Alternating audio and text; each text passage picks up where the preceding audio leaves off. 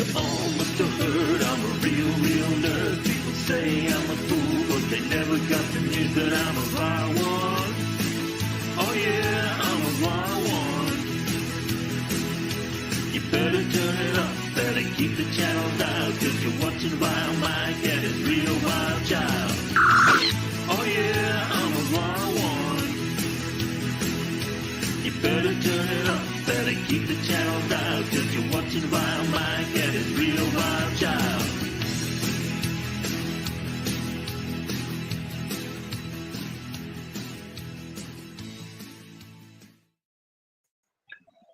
Howdy, folks. Is VileMike here, and already got Elihu and LDG with me. So cross-country representation here. How you guys doing? Okay. Hey, Is my sound off or was that intro volume down? Well, for me, it always goes up and down, and I don't know why it does that, but I don't know if that plays it when it does it on YouTube. It never done it before to me until just now. I'm like, wait, is my sound off? Because it all of a sudden it just went volume low. I'm like, what the hell? And I just realized my headset mic isn't on. Hold on.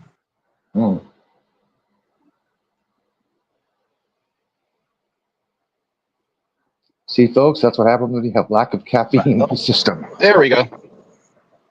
How do better or worse? What? What? What the hell just happened?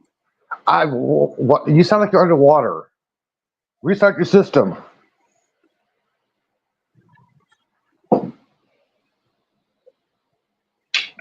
Hold on.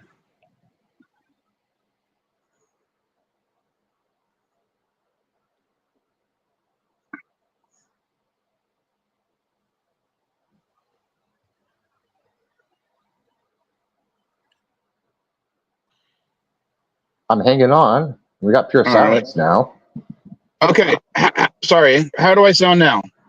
A little bit better. LDG, how does he sound to you? You sound fine. You sound fine this whole time, dude. Well, my headset just like StreamYards was like, we're not going to, we'll connect to your headset and then we'll disconnect right away. So I had to manually go into the thing and switch over to the freaking headset. So that was weird. It's not a CNA stream unless something happens or something goes wrong. And most of the time nowadays, it seems like the problem is StreamYards. Yeah, I can't even. That's what it was for. I can't access the green screen on StreamYards anymore. The function's not there on my phone. I'm like, what the hell happened to this? Was it moved to the paid stuff?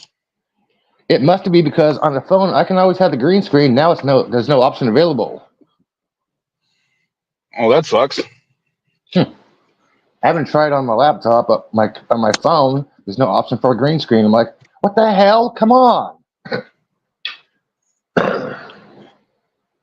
Well, right now I've been trying to get my old, I say old, it's still like a really good digital camera to work. Because I want to use that to record videos on because I actually have a tripod for it. But I don't know if it's the camera because it is so old. Let's put it this way. This camera is so old, it actually runs on AA battery. It's so old. But every time to see the film, you got to be in a dark room, right? Pretty much, yeah. But for some reason, every time I put what I think are new batteries in it, the batteries die within minutes. And it's going to be hard to record for an hour or two if the batteries don't last. I don't know if it's the camera, or if I'm buying wrong batteries, or if I'm using wrong batteries, or what's going on. Put a piece of aluminum foil put a piece of aluminum foil by the negative on one battery and the positive on another battery. On the bottom port. Why would that do anything? Extra currency. Putting an extra layer of resistance is not going to increase currency. Aluminum foil, it does. I have no idea. It's a little trick for AAA to AA batteries. Well, it could just be I keep using old batteries that I don't realize are old, but I'm thinking about getting some lithium or NiCad batteries. And of course, there's an ambulance. Hold on. Of course.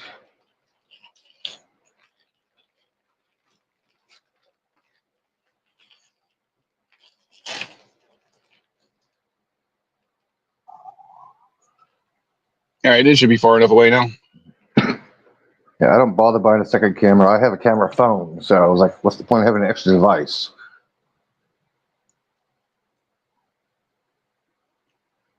It's like buying for fabric, videos? it's like buying fabric softener. Why do you need an extra substance for what you already have? You need a better laundry detergent.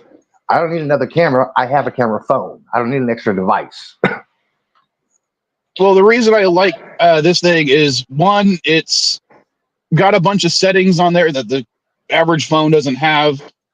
It's got a good zoom on there. It's just a nice little camera. My camera phone zoom can read a street sign 1 block away. Hi, Bob. Hi, Bob. That's how good my camera is. And good morning, Dandelion. Hey, well, I still want to use this. As I said, it's the only camera that fits on my tripod the best. Or will I say it? I take it back. I can put my phone on the tripod, but I like this camera's ability to sit on the tripod perfectly. With the phone, I got to have the little adjustable arm thing, and it sucks. I have a telescope attachment for my phone that works my tripod, so I got 2 tripods. Well, lucky you. Yeah. Well, I'm glad Pickles is doing good in Orlando and my mom's doing good in Jacksonville, because that son of a bitch, Helen, came through like a fucking cunt. LVG is too far inland for the bands to affect them. Oh, trust me. I've lived in Florida. I've been in Jacksonville. I've lived there a long time. I know what those places are like. I know what it's like to be in Tampa on the Gulf when shit like that happens. I actually looked up my old base there, MacDill Air Force Base, and shit, man, we had a few hurricanes there, but this one, they actually locked the base down. I was like, oh, shit. I'm actually seeing a video. They're locking this place down. The base commander, the wing commander's giving the keys to the security force. They're like, oh, shit. Nobody's getting in or getting out. Dude, it's so bad. Waffle House had to board up their windows. I'm like, wow, it is really bad down there. Did they close? Or yes, did they just board up the windows? Several Waffle House closed because of the storm. I'm like, that is bad. Okay, when a Waffle House closes, you know shit's gone bad. Yeah, like 9 or 10 people already died because of this. Sheesh. I saw a video from Chimney Rock, North Carolina on TikTok, and man, this flash flood just came through there, and you saw the aftermath. The road's gone, the fucking everything's gone. Fucking city is just all destroyed. The bridge is out. I don't even know how people are going to get to them. The dam broke. Yeah. Well, you could definitely tell that was a place in a flood zone with the way that the way that just flash flood came all the way through. It's like, holy shit. Yeah, that was worse than the Oroville dam break. Yeah, you're right. It was. Oh, Dandelion said there's been over 50 people. I'm not surprised. That's I'm kind of shocked it's that low. Yeah, I'm a little surprised too. Yeah. Asheville, North Carolina. That's up in the frickin' mountain areas. I used to live in North Carolina. I've been through Asheville many times. It's not. Well, I'm afraid I'm afraid my knowledge of the geography of North Carolina is not the best. Mostly, I'm just driving through when I'm in that area. I just know they have an ocean. I lived there for quite a while. They have an ocean, right? No. Well, yeah, North Carolina has an ocean. Yeah, that's all I know about North Carolina.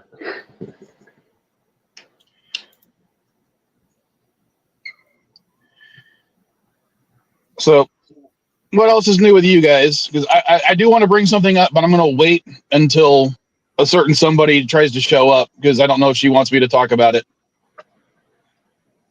Let's just say there was a lot of drama yesterday in the Vile family.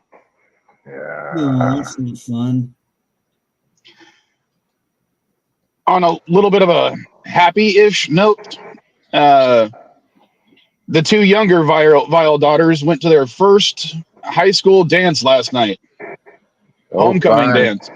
Oh, I was actually at my gas station talking to what I call my adopted grandmother and her 16-year-old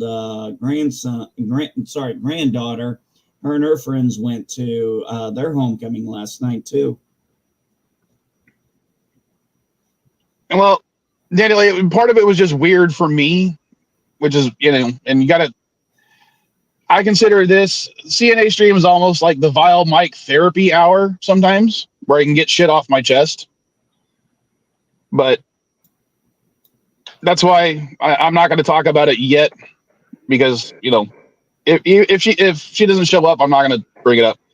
But it's not like any of my kids are in trouble or anything like that. Okay, what did you think of Agatha? I haven't watched it yet. The only thing I watched this week was the Hatchet series, finally. The Hatchet series? I've not even heard of that. Yeah.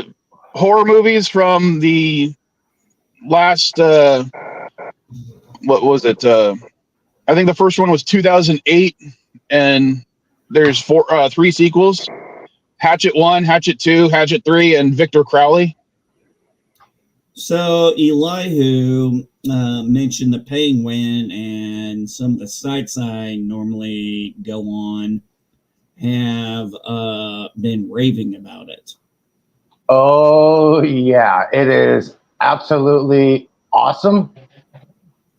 I enjoyed it very much. Colin Firth, I could not tell that was him. He is a true thespian. I'm like, holy shit, this guy is awesome. He embodies the neighborhood godfather type. I'm like, this is perfect character for him. I'm like, this is better than the Batman with Patterson. Well, that's my thing. I didn't like the Batman with Patterson because I don't like a thin Batman. But if you're telling me he's embodying, kind of a godfather appeal. Corleone. He's Corleone, basically. A nice Corleone. He cares about the neighborhood. He cares about the sex workers. He cares about the disabled. He cares about everybody in the neighborhood. He's a neighborhood person. I'm like, this is Corleone.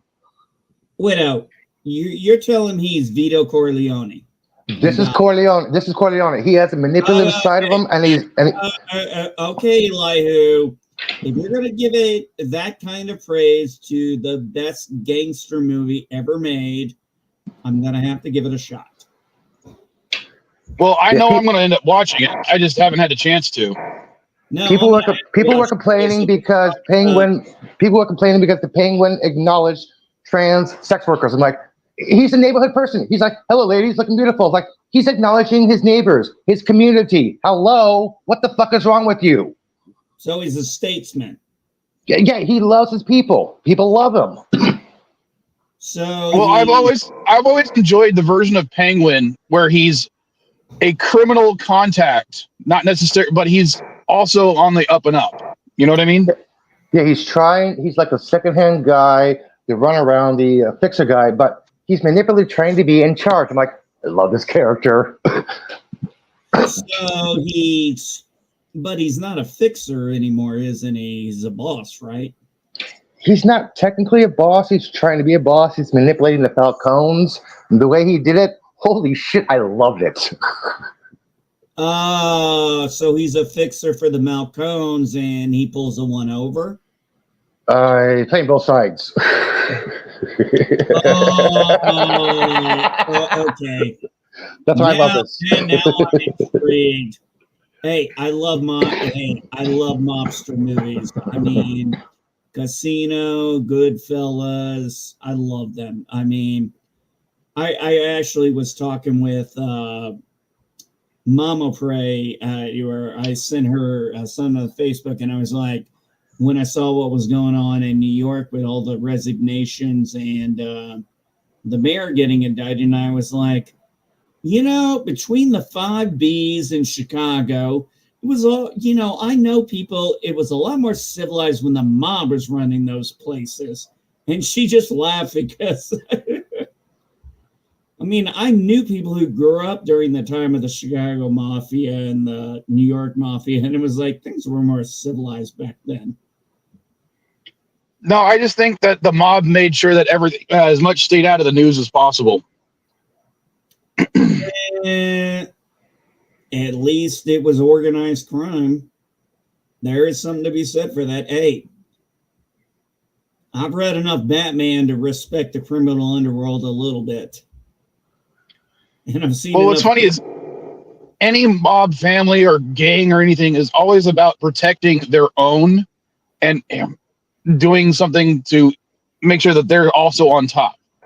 Because even if you look at the history of like the Bloods and the Crips, it's all about protecting their neighborhoods, their families. But anything outside of that is the enemy. Yeah, pretty much. It's a tribal thing. I mean, that's literally what the gangs and the gangsters are and the mob was. You protect your own and your own people. Everybody else is tough shit. You protect your own. And the way Elihu is saying it is this guy he's protecting his people. And there is something to be respected about that, even on the other side of the law. So it's kind of that weird honor among thieves type thing, or at least honor among criminals. Well, honor among organized crime, because remember, one of the things in The Godfather was Vito didn't want to have drugs in Chicago, and because he was worried about children, but he kind of got vetoed out of that. And they said drugs will be sold, but in a limited fashion. That was when he kind of knew he was losing his power, and that's when his son started taking over. And of course, Fredo was just a fucking bitch. Yeah. But oh man, when he gave Fredo the kiss of death, and he's like, "I knew it was you, Fredo," I was like, yeah, you're dead, buddy. I mean, the worst thing you can do in a family is betray a family. Well, any criminal organization, loyalty matters. Well, loyalty is everything. Even the impropriety of that makes people start to question you. Like, just saying someone's being disloyal, now they have to prove their loyalty again. And everyone say hi to Mrs. Vile. Hola, Mrs. Cardenas. Yeah. So, but yeah, I mean, when you're in that kind of world, your loyalty and your word is everything. And if you lose that, you're not going to be worth anything unless you can prove it's not true. You have to reclaim. If your honor is, well, Mike, when your honor is taken from you, you have to avenge it in that circle. I mean, it's just is what it is. It's loyalty, and family is everything. Well, what's funny is a lot of the movies always portray like a test of loyalty is always having to kill somebody, and in the real world, that's almost never how it is. No. But I mean, usually it's like expand, territory or sell more drugs or something like that. Make some money. Yeah, it was. That's usually how it is. Yeah, I mean, as long as you weren't betraying the family, like, skimming off the top, or, oh God, if you read it out to the cops, boy, you were dead in the water. But what Elia was saying about them protecting their own or their area and the people that they're under them that they protect when it comes to gangs. I'll never forget the story of one of the pawn shops I've been doing business with for years is right next to a local Hell's Angels chapter. Okay. And between the two locations is this Muslim-owned shawarma place. And this was like a couple of years after 9/11. So this is at this point almost 20 years ago. Yeah. But a bunch of redneck hicks decided to harass this Muslim-owned business. And I'm guessing the Hills Angels had a problem with that. Well, again, I'm telling the story secondhand, so just remember that. But basically, yeah, these hillbillies were like throwing stones and bricks through this guy's windows, and when the Hell's Angels came out, the hillbilly guys were all like, "Oh, now you're gonna get it, because these guys are gonna come whoop your ass and burn your building to the ground." And they were like, the Hell's Angels were like, "Nope, we're standing right here in front of this guy's business. We're gonna protect the Muslims from you guys. Oh, and by the way, we the Hell's Angels have called the cops on you." The Hills Angels called the cops. Well, there was this one time I remember hearing Antifa was going to go down to Sturgis, and I was like, "Oh, please, ND, please." I have to interrupt you. You're old enough. Don't you know the rules? Next time you say one time, you have to say at band camp. One time at band camp. It's one time at band camp. No, I've been to Sturgis. It's one time at motorcycle camp. Yeah, but seriously, I'm thinking Antifa was going to come down there. I'm like, you don't have to worry about the bikers. The old ladies are going to beat your asses up. Antifa wouldn't even bother. It's just a gathering. It wasn't political. Well, I think the funnier part about that to me is because I don't think that story is necessarily true, as in Antifa was going to come down there, because I think you'd be surprised about how many bikers are actually would be supportive of Antifa. Yeah, my father was Antifa. I think that in the end, the whole thing was the ones who wanted to cause problems. And, they're in Sturgis, it's Sturgis. And it's like, all right, man. They'd have probably just been like, all right, just hang out, relax, have fun. Don't make a big deal. Otherwise, we're going to get into a ground pound. And then we'll have a beer afterwards. Like civilized people. That whole, we're going to kick each other's ass, and then afterwards we're going to become friends. Well, isn't that normally how it worked? No, some parts of Sturgis. No, I mean, for me, shit, I got into fights with people in school and became friends with them after the fight, just how it was. So well, it was either that or you became enemies for the rest of school. Oh, that was mainly between the women. Most of the guys I knew didn't hold grudges. In fact, even if no, there was. Go ahead. I was going to say, it was like nobody cared about who got their ass kicked. It was more about, hey, we got the shit off our chest. It's done. Let's have a smoke, and chill out. No, I remember there was a guy who was on my football team at the time. And when we were players, we got along. But then, postseason, this is just one of those assholes who was like always trying to start a fight. And one day he basically, I don't know what exactly happened. I think it was a miscommunication that someone told him that I did something that I didn't actually do.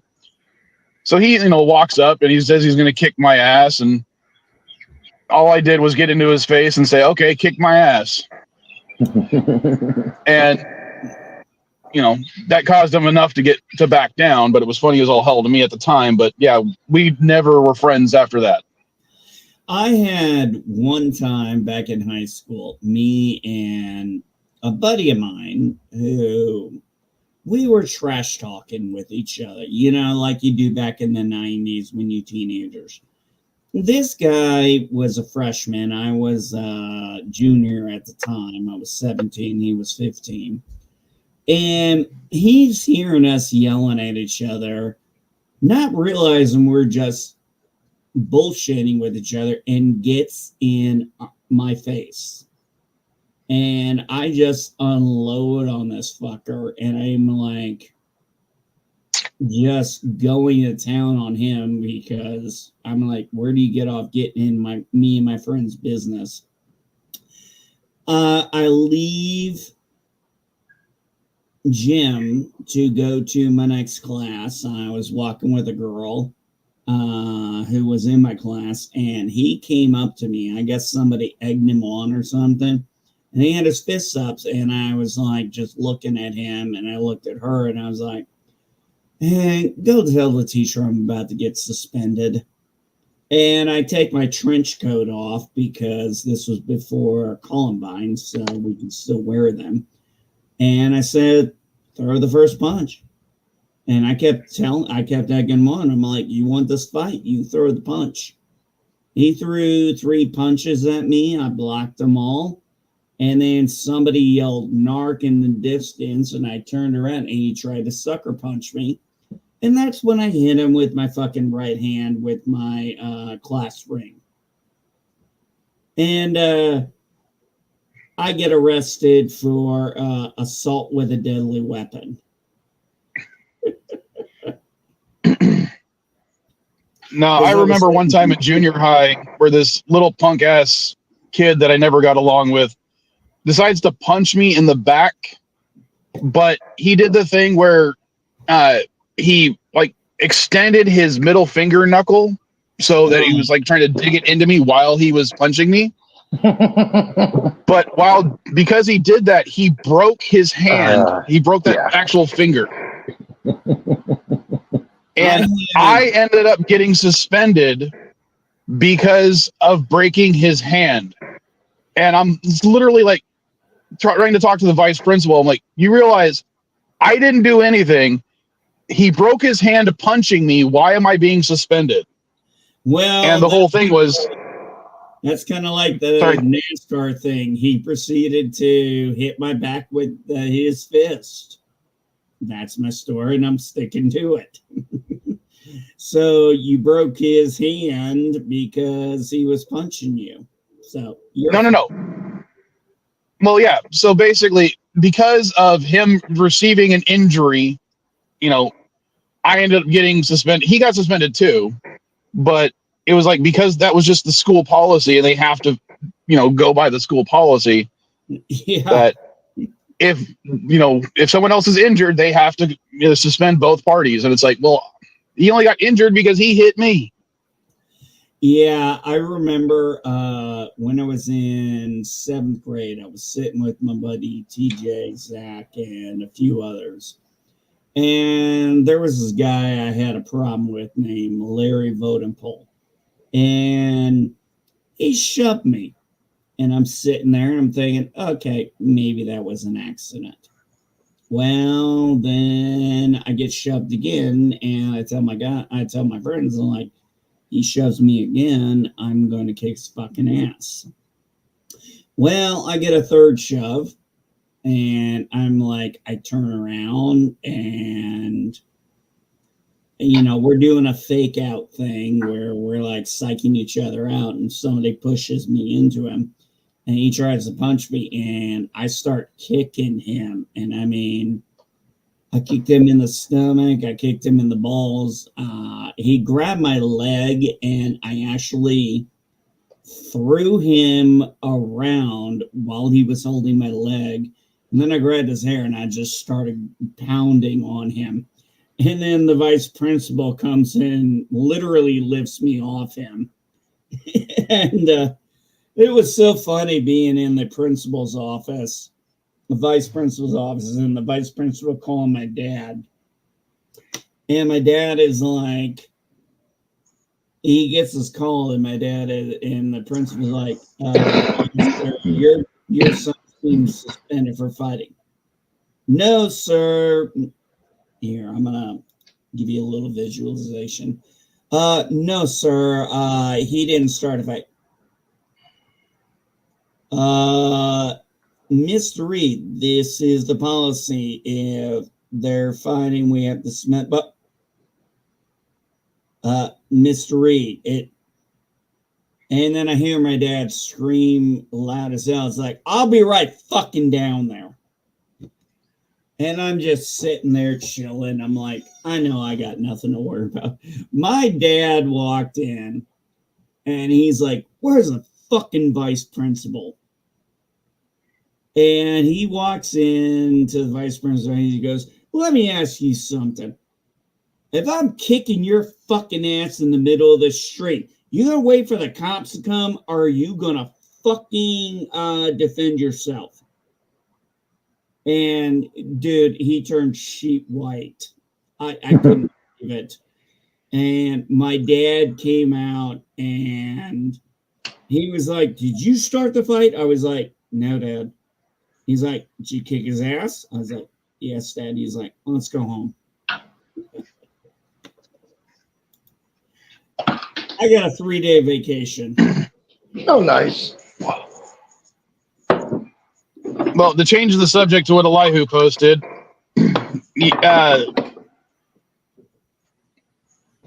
this is not the first time Earth has had a quote unquote second moon for a little bit.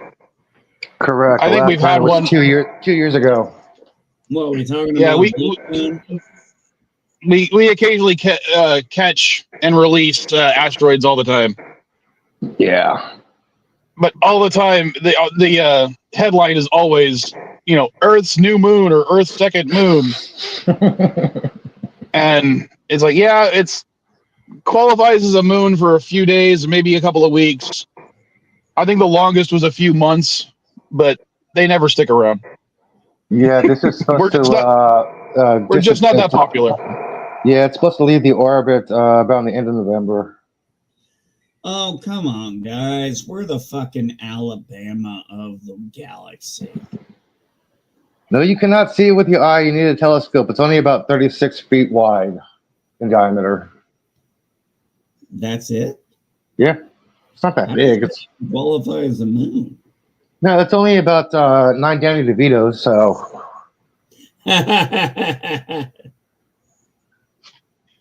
That's a new unit of measurement I didn't realize NASA was using.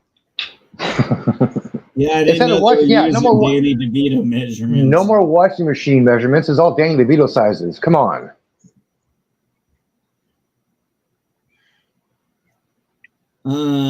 You know what I miss right now? You know what I miss right now with all the shit going on in the world? I miss our old comedians like George Carlin. Man, they'd be having so much fun with this shit. And we could use that levity.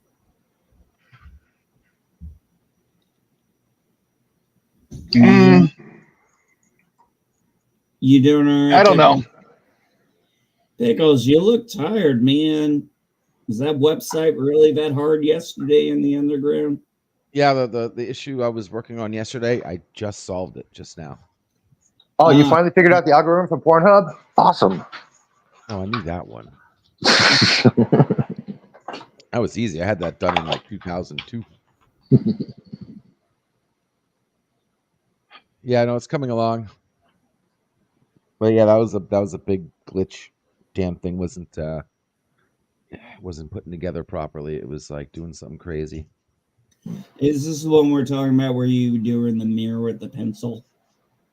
No, that was something else. That was the other job I got done yesterday. Okay. I got those two things done now. I'm focusing on another project, yeah. Oh yeah, don't Wait, forget the Ordnance meteor hold on. shower. I'm confused. Was LDG doing the pencil test? No, No. he did. No, he was doing a website and he was doing mirroring things, and that's You want? when I can do the foot test. Nah, my mouth doesn't fit. It won't fit in my mouth.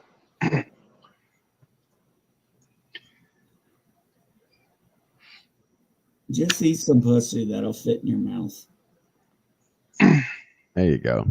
Well, I'm not in Springfield. I can't eat any pussy.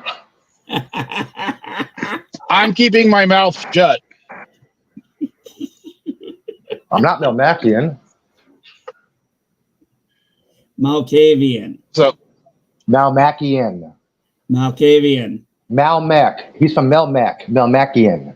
Okay, I'm not talking about Gordon. I'm not talking about Gordon Shumway. Some way. Shumway. You're right. Gordon Shumway. Isn't it interesting that Alf had a Jewish name?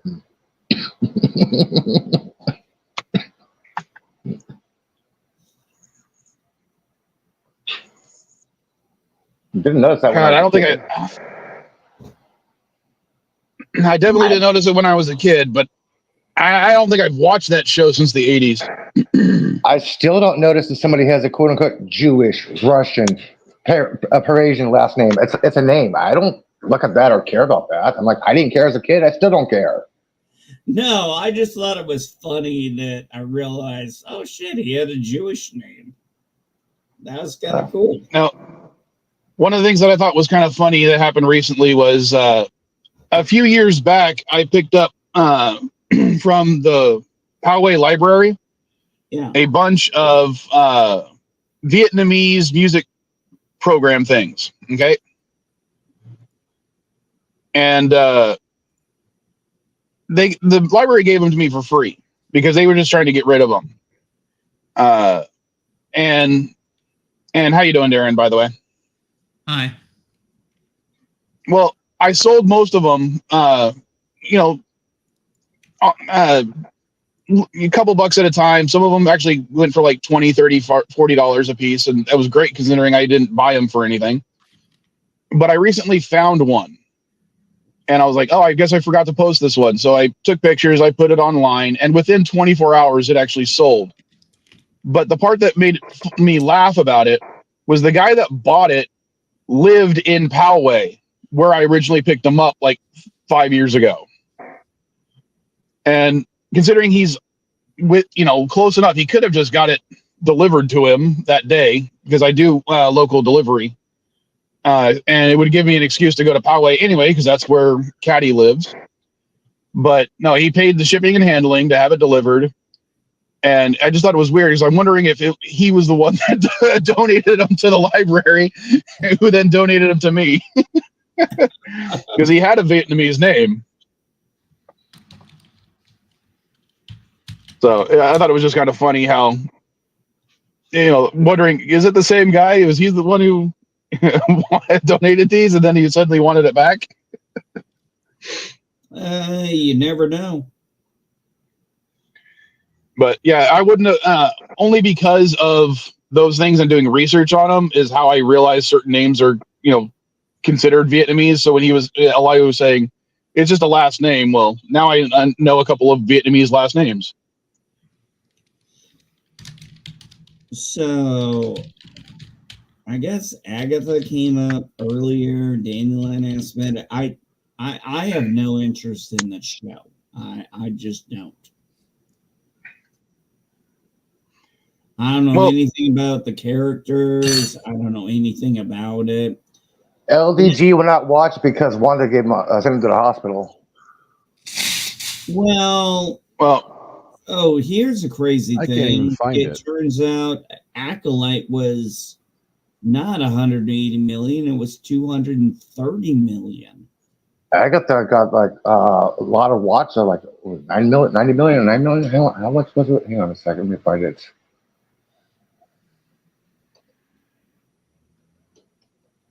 Well, I'm gonna watch Agatha. I just haven't. 9.3 million views in his first 7 days, which is actually Talking when it sold, you got 4.7 million. That's not very good.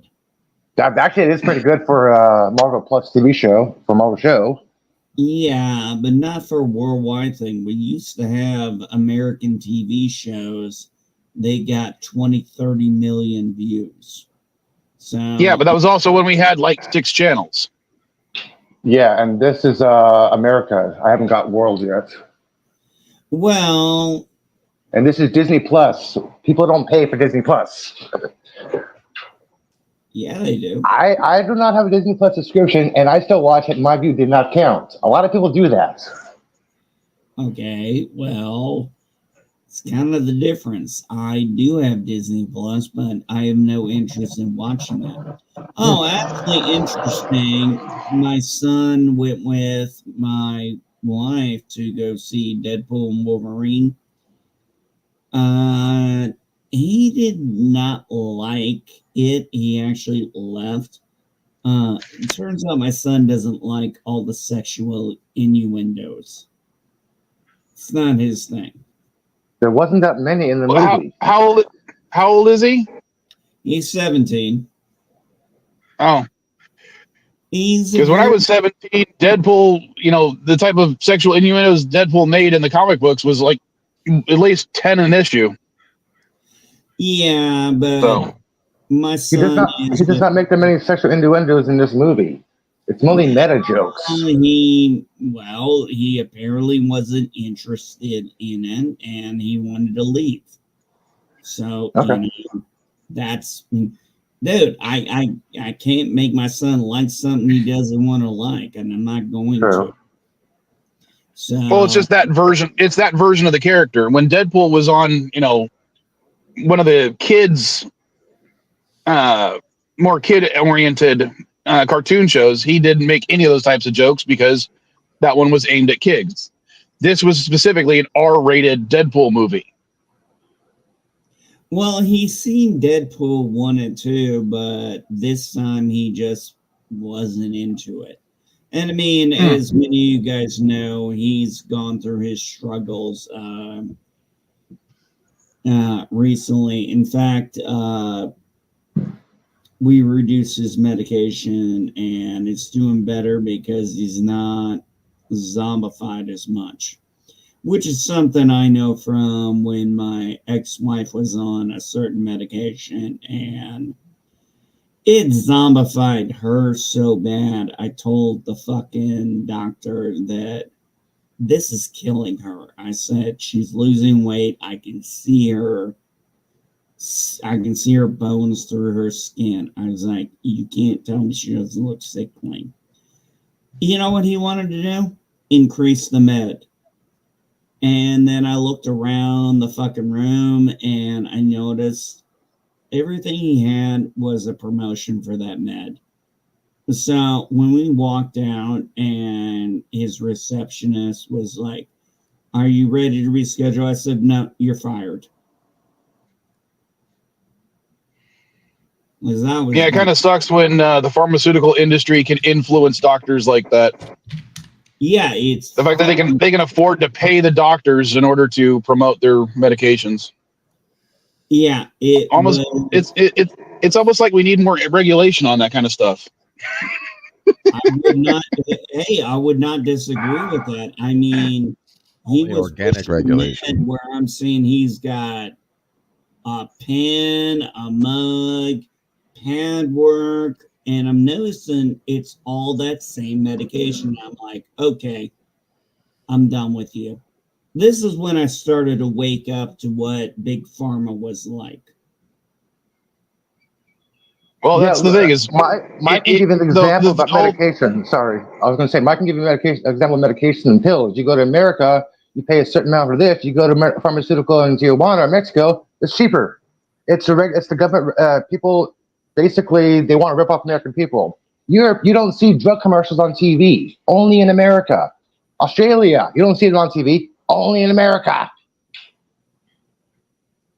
Sorry, Mike. Well, if you're talking about just the medication, I take a medication for heartburn, acid reflux. Yeah.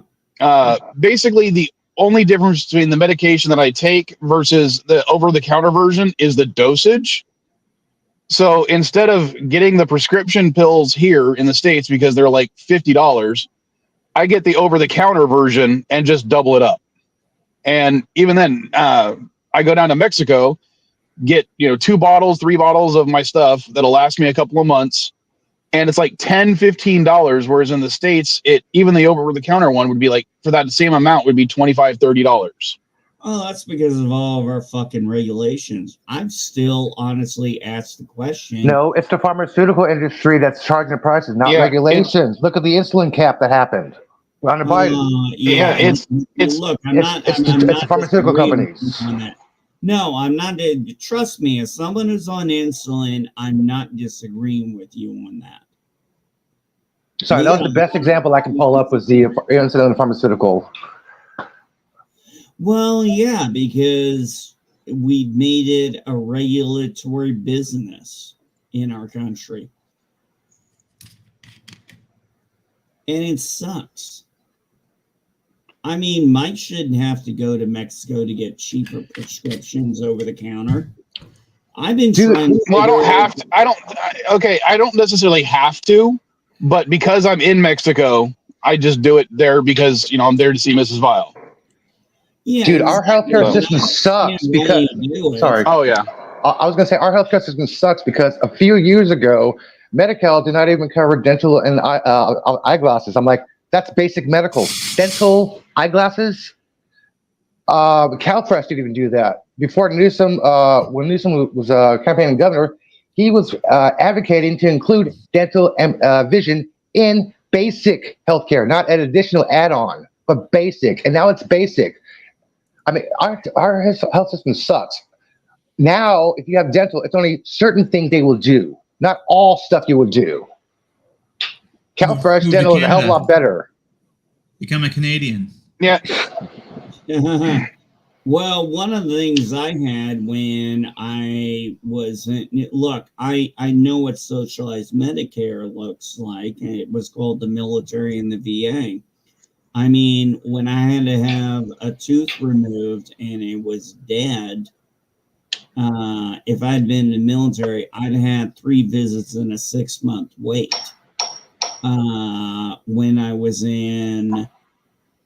When I had my civilian side and I went into the dentist, he said, everything you said is your tooth is dead. And I was like, a tooth can do that? And he was like, yeah.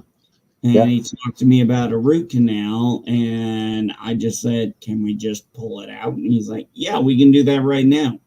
See, if I'd been in the military, I wouldn't have been able to get that done that day.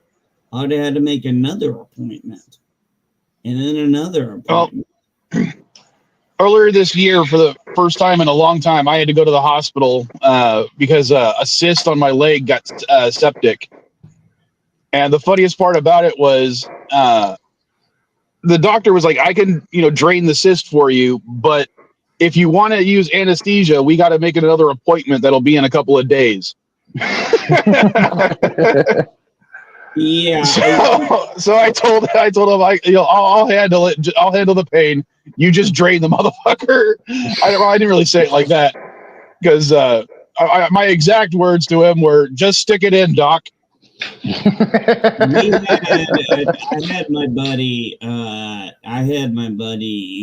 the Air Force, and he had some kind of infection growing on his neck, and they dicked him around for 6 months and then finally slit it open and drained the damn thing. I mean, that's how fucking long it took for them to get to the point. And they asked him, it's like, do you want to put on? He's like, no, I have work to do. I need you to just take care of this. Dude, before dental got included in medical, I can make an appointment within 2 days. I got a doctor's appointment. My next dentist appointment is, October 25th. And I have a tooth pain right now. What sucks for me is I was supposed to do my intake the other day on Thursday, and I was using my private insurance because I'm sick of waiting 2.5, 3 months to see a psychiatrist through the VA. And unfortunately, even though this person takes my insurance, they were sick that day. So now I got to wait till October 30th. And I'm like, well, can I fill out the intake paperwork before then? They go, yeah, it just has to be a month before. So I'm like, okay, fine. I'll show up October 13th or something. But I'm just, man, I dealt with military medical care and it was a pain in the ass, but I'm going to be honest, filling medical care. Never had to deal with that. Is this the complaint stream?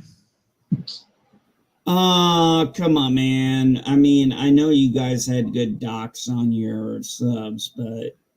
Well, we didn't have any actual docs on the sub. We had a highly trained hospital corpsman, but when we were in port, we relied on the base hospital. Well, yeah, but we always called the HMs, well, in the Marine Corps, we always called the HMs docs. Right. But they weren't doctors. Sorry, I muted myself. Sorry for interrupting, but I muted myself because one, we had a fire battalion chief just drive past with his sirens blaring, followed by a fire truck, and I'm just wondering what the fuck is going on over there. You guys ever see a vehicle like an aircraft or something that is so ugly you kind of want to own one? I see one. Yes, the new Sky Warden. Yeah. So how many of you guys have ever seen the Transavia PL-12 air truck? I probably have seen it, but I couldn't recognize it unless you told me. Okay. Did any of you ever see Mad Max Beyond Thunderdome? Yes. Yes. The plane is in that movie. The father-son bandit team that uses that's the plane they were using. And, okay. And I just it's just the cutest, ugliest little thing. It's like if I got one that didn't fly, I would just like park it somewhere and rub it with a diaper. It's just so you can't believe the thing can actually like fly based on how it looks. It's just funny to me. Have you, Darren? Have you seen the new Sky Warden? No. The thing is basically a militarized crop duster. It's a brand new aircraft, but brand new to the military. But they basically just strapped a bunch of rocket launchers and guns and IFF stuff onto a crop duster and are giving it to the Marines. You talking about an air tractor L3 Harris Sky Warden? I think that's what it is. Yeah. Yeah. Okay. Yeah, let's take. But yeah, the Marine Corps, we had hand-me-downs. We actually had Humvees that had on the side of the vehicle Department of the Army. And it used to just drive us fucking nuts. It's like, God damn it. Yeah. Were they engraved? You couldn't paint over it, or what? I don't know. I guess our leadership was just too lazy or something. No, it wasn't engraved. We could have painted over the fucking thing, but I don't know. They were just lazy motherfuckers in leadership back then. And they thought it was no big deal, and we were like, this sucks. I'm a Marine, and I'm driving around in something that says Department of the Army. So I'm trying to steer this away from complaints, and we're right back to complaints. I got it.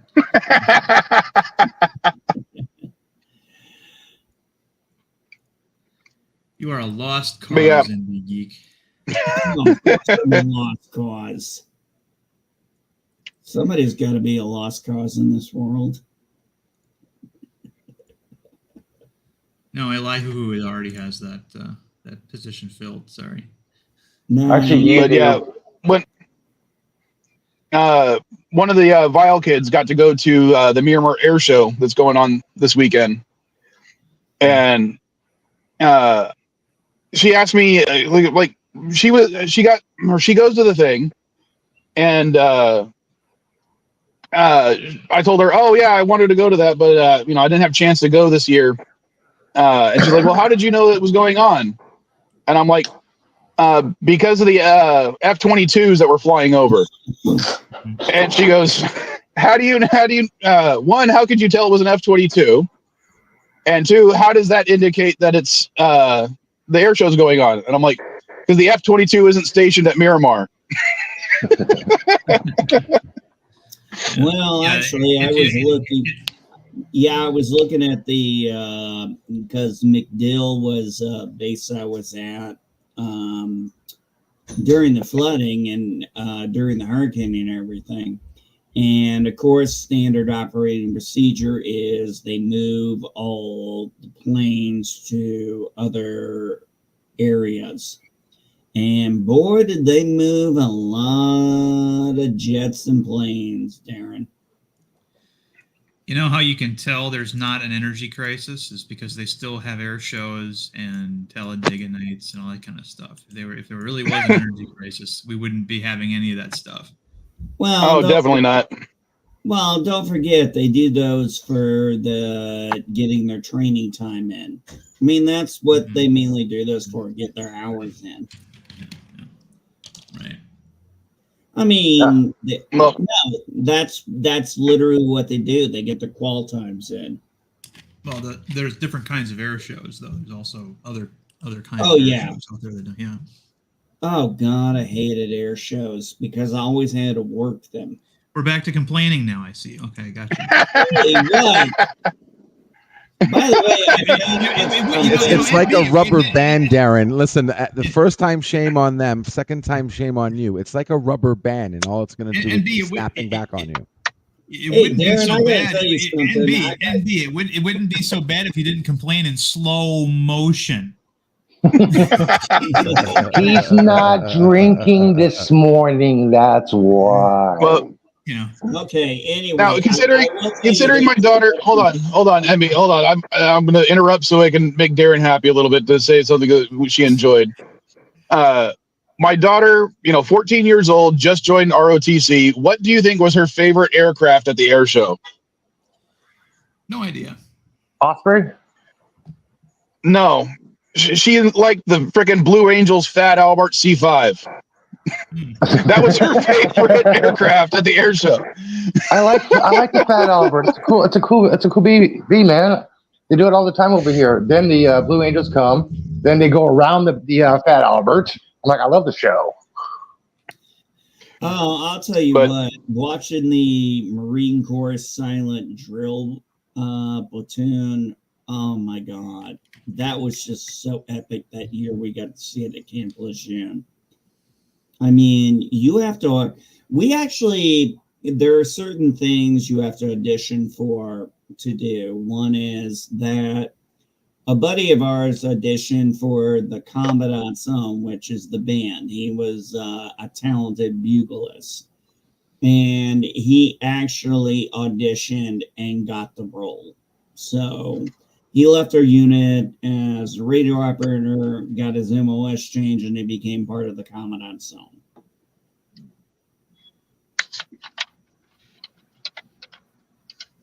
Okay, that wasn't okay. Yeah, I remember when when the boat pulled into Hawaii, Pearl Harbor, and a Warthog flew over us, Marine Corps Warthog.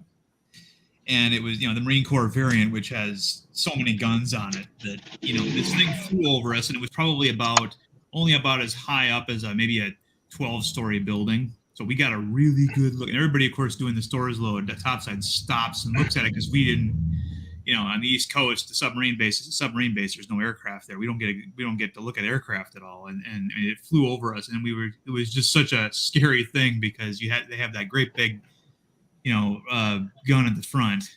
Oh, yeah. Whatever it is. And it was flying so slowly. We're like, how is that thing staying in the air? It was almost like you would imagine a spaceship, like a shuttlecraft in Star Trek, how they fly very slowly when they're approaching, their land. And it was just everybody stopped and jaws open and, all the missiles and stuff packed under the wings and the belly and all that. It was like watching a pterodactyl from, the Cretaceous period fly over us. I'm almost sad that the A10 is being retired. It's probably going to be retired within the next 5 years entirely. Granted, most of those airframes are almost 50 years old at this point, but still, it was just such a fantastic aircraft. Yeah, if they still work, that's the thing. They can still make new ones. I mean, there isn't any aircraft like that that's been around for 50 years. That's not the original aircraft anymore. No, they've updated it since then. Yeah.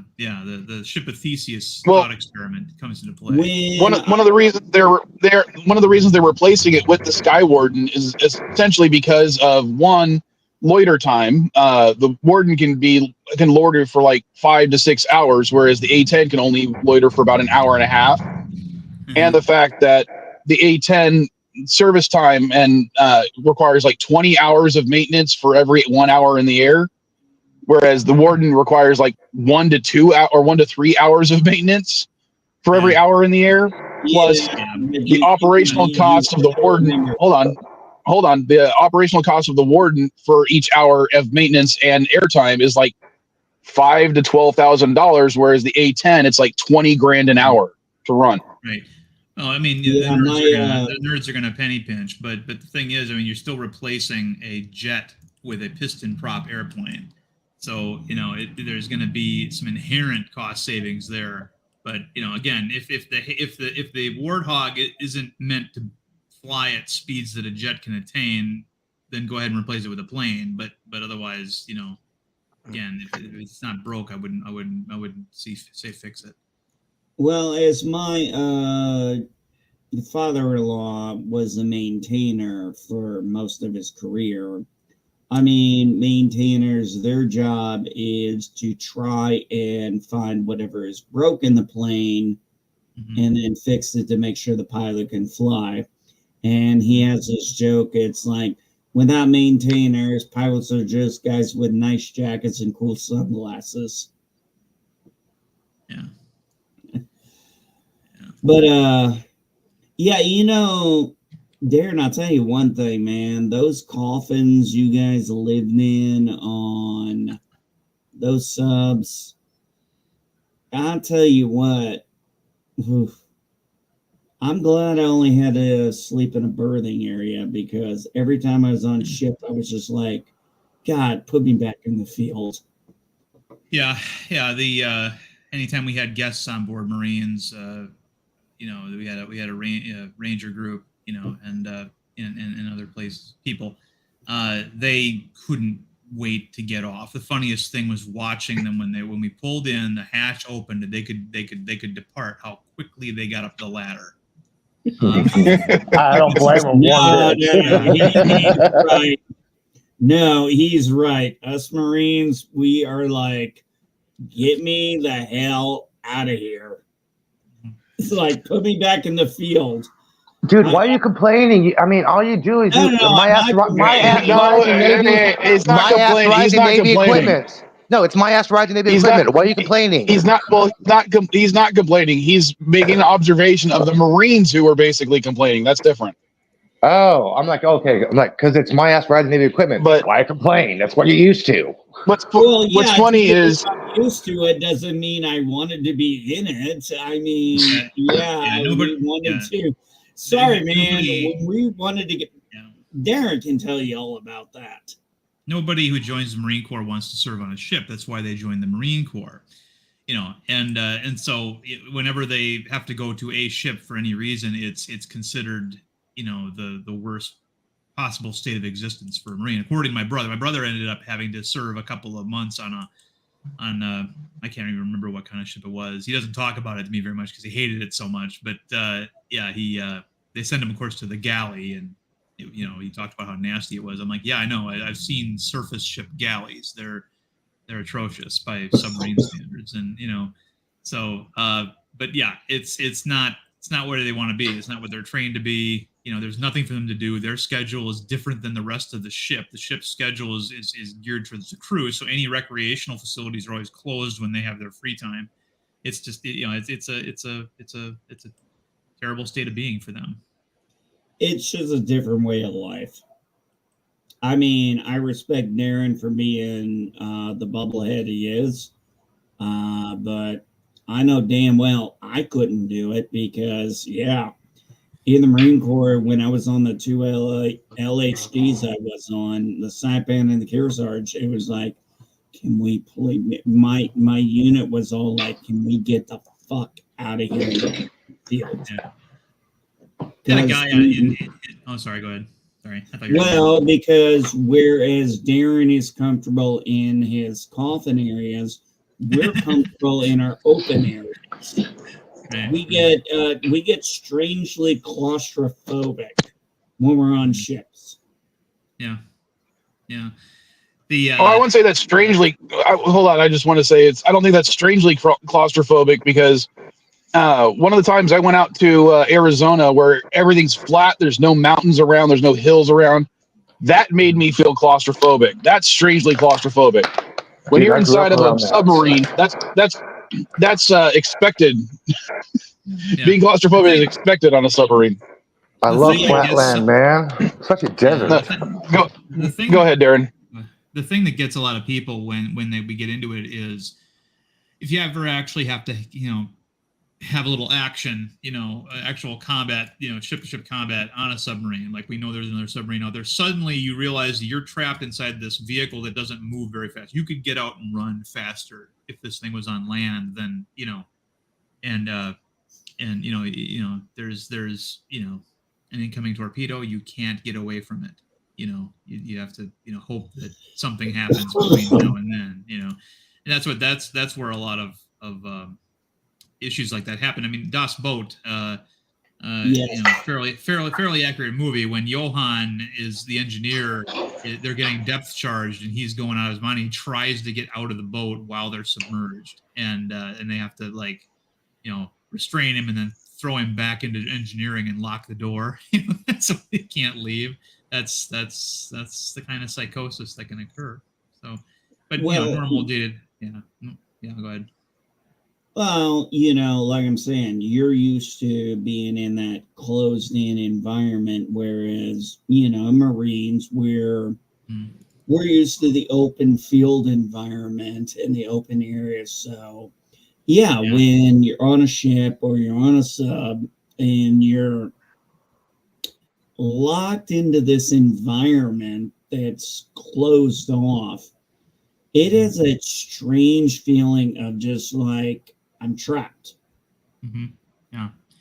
And we had a guy in sonar named McCracken who did 2 years in the Navy, or in the Army rather, before he jumped to the Navy and went subs. And I said, "What made you change that?" And he goes, "I discovered about a year into Army that I fucking hate camping." He goes, he says, "I'm not, I like the outdoors in small amounts." He says, "I'm more of a gamer. I'd rather sit inside a dark room and play video games, and that's what I'm fucking doing right now, in this sonar shack."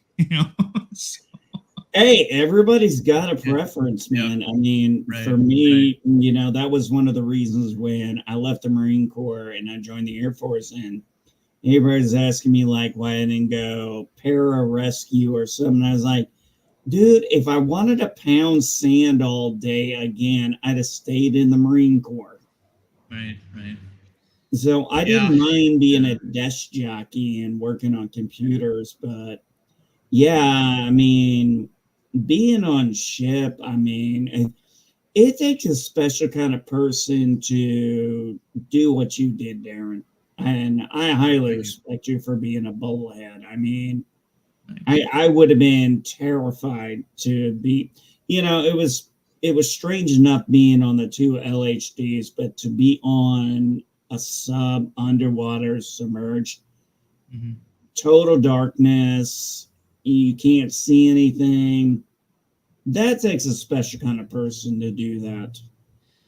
Thank you. It is weird when you think about how once we get out, and we submerge and it's like we just propel through the water without any visual using your eyes to see what's in front of you. Everything is done with sound. And, it's a good thing that most of the oceans are so big, because I don't think you could get away with that in, say, a body of water the size of Lake Michigan. Hey, question. What did you think of U571? U571 was a work of fiction inspired by some real things that happened, but not to American subs, mostly British subs. As just an entertaining movie, I think it's fine. There's a couple of things that I thought were kind of quizzical. The one, I think, is radioman that could speak German and was embarrassed about it. Now, most of those guys would have been from German immigrants. You had well, not most, but he wouldn't have been the only one. Yeah. So I thought that was dumb. The Black Mess Cook was I don't know that there were any of the Black Mess Cooks on submarines at that point. I think they were still probably all white, but I think for diversity's sake, they wanted to put the token black fella in there, and that was a good place to put him. Yeah, and there was a couple of historical mistakes. One of the big ones that kind of irked me a little bit was when Harvey Keitel's character, the chief of the boat, is asked if he'd ever been depth charged before, and he goes, "Yeah, in World War One." Well, nobody called World War One during World War II. It was called the Great War. It wasn't until after World War II that they it's kind of like how we now call Star Wars A New Hope, or Star Trek the original series. Nobody called it that back then. So so that was a little bit of a mistake. But otherwise, there's a lot in there that was pretty accurate. And again, a lot of it was also adjusted for the audience. The idea that Matthew McConaughey's character wouldn't understand that he's not supposed to fraternize with the crew, and that's what was holding him back from promotion.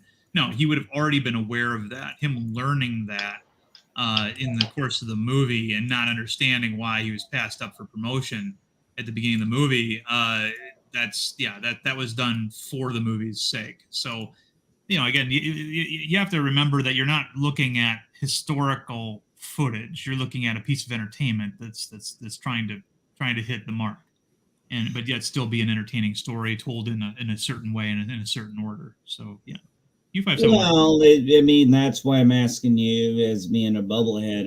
When I watch Rules of Engagement, I very much enjoy the movie for entertainment purposes, but I could point out so many inaccuracies in that movie. And then there's the movie Jarhead, which I had not seen. I was in the Air Force, and a bunch of guys asked me to watch that movie. And I said, okay, I'll watch it. And I watched the movie. I came back. They sat down. They goes, "So what'd you think of Jarhead?"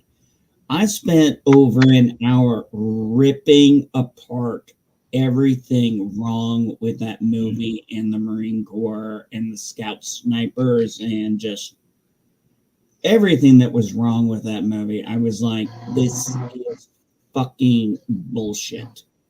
Yeah, it was based off. It was written by a former Marine who hated his experience, and of course, all of that was his therapy. Basically, was that book. Oh my god! The left eats it up too. Anybody who gets out of the service and hates their experience, the left would love to talk to you. But yeah. No, I just remember watching it, and I'm like, okay, first off, your instructor doesn't go to war with you. That's not how it works. You don't go and get your MOS switched like that. It doesn't work that way. You don't go to ITB in the middle of training with people who are already in training. I'm like, there were so many, the way they did Desert Storm, I knew people who were in Desert Storm. And I'm like, everything they did with this movie was wrong. First off, this guy wanted to shoot somebody, and then when the major came in, first off, they'd heard that loud-ass Humvee long before he kicks in the door. He'd have been shot. Mm-hmm. There's no way he would not have been shot. I mean, the fact that they couldn't hear the Humvee and then they're all partying it out and it's like, wait a minute. So you leave in your Humvee and they huff it back? I'm like, this is such bullshit. Yeah. Yeah, I didn't see the movie, but yeah, it's don't. Well, yeah. since we were talking about submarines earlier, I was going to bring up one of the subs that was at the Maritime Museum, but apparently I just now learned that the Soviet sub that they had at the San Diego Maritime Museum here in San Diego actually was scrapped 2 years ago because there were so many holes forming in the hull from sitting in the water. And yeah, but the reason I was going to bring it up was have you ever seen the movie Phantom, Darren? Yeah, I think so. Which is that the one with Bruce Greenwood? Yes. Okay. The reason I was, because it was actually filmed on that sub. And when I was looking it up, I didn't realize this, but and this could have made a Jeopardy question if I was still doing it. They actually filmed an episode of Stargate on that boat. Oh, really? I'm thinking of a movie called Below, I think. I'm not familiar with Phantom. When was it made? Let me see if I can bring it up again. Hey, Darren, I have a question. How many classes of subs did you serve on? And what was your favorite? I officially only served on one. Oh, okay. Got to ride in a Trafalgar, but that's a British sub, but no, just one. Okay, go ahead. No, sorry, I was wrong. This film stars Ed Harris, David Duchovny. Okay, so let's see here. And Lance Henriksen, sorry. Okay. So, Darren, you served on Los Angeles classes or No. Trepang was a 637 or Sturgeon class. It was the generation before the Los Angeles class. Okay. Yeah. It was, there it is. Okay. So Phantom. All right. No, I haven't seen that movie. 2013. It's about the sinking of a Soviet submarine. Which looks like the sinking of submarine K-129. Mm-hmm. I think that was the one that Howard Hughes and the Nixon administration tried to raise from the bottom of the ocean using the Glomar Explorer. And that's another story in and of itself. But yeah, okay. I hadn't seen that. Yeah, I bought a Russian sub. But it would make sense for them to film on that for some authenticity, but speaking of Russian subs, Darren, what about K-19 Widowmaker? I liked that movie, even though again, like U-571, it is everything. It's inspired by true story rather than trying to actually tell the true story. So what they did was they took K-19's like first year and a half's worth of sea trials and condensed it into one voyage. So the things that happened on board that boat in the movie in their first voyage actually happened over the course of, I think, 2 voyages. So, but the scene that gets me to this day, or the scenario, I should say, in that movie that gets me this day, is when they're getting ready to go underway, and the Soviets put an actual medical MD doctor on their submarine, and they get a shipment of drugs, and the doctor realizes as the truck is driving away that they've delivered them the wrong drugs, and he starts running after the truck, and he gets hit by a vehicle and dies. So in order to keep the mission on schedule, they just grab a physician from the base hospital and tell him he's going on board. No training on subs, nothing like that, and the drugs that they were supposed to be getting were used to treat radiation problems.